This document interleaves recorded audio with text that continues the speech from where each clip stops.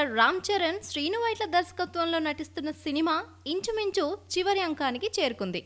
చరణ్, రకుల్ ప్రీతిలపై చిత్రీకరించాల్సిన 2 పాటలు మినహా ఈ సినిమా షూటింగ్ ఇంచుమించు పూర్తయిందని అంటున్నారు.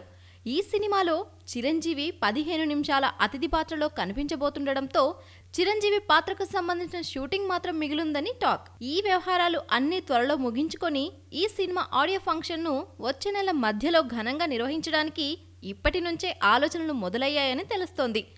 ఈ వార్తలు ఇలా ఉండగా ఈ సినిమాను నిర్మిస్తున్న నిర్మాత డివివి దానయ్యతో చరణ్ ఒక మిడ్ నైట్ హంగామా మాస్టర్ ప్లాన్ రచించినట్లుగా వార్తలు వస్తున్నాయి.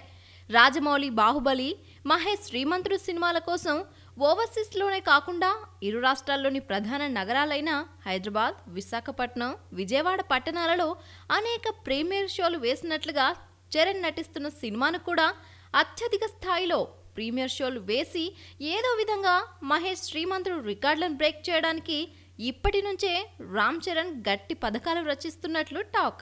చిరంజీవి అతిథి పాత్రలో ఈ సినిమాలో కనిపించబోతుండటంతో చిరంజీవి ఇమేజ్ కూడా ఈ ప్రీమియర్ షోల కలెక్షన్స్ కి ఉపయోగపడుతుందని చరణ్ అంచనానే అంటున్నారు.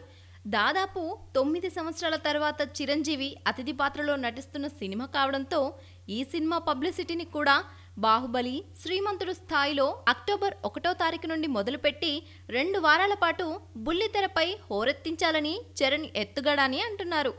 దసరా పండుగకు వస్తుందనుకున్న అఖిల్ సినిమా వాయిదా పడుతుందని వార్తలు వస్తున్న నేపథ్యంలో దసరా ముందు ఆ తర్వాత విడుదలయ్యే భారీ చిత్రం ఇది ఒక్కటే కాబట్టి ప్రపంచవ్యాప్తంగా అత్యధిక థియేటర్లలో ఈ సినిమాను విడుదల చేసి శ్రీమంతుడు రికార్డులకు గండి కొట్టాలని చరణ్ ప్లాన్ అని అంటున్నారు.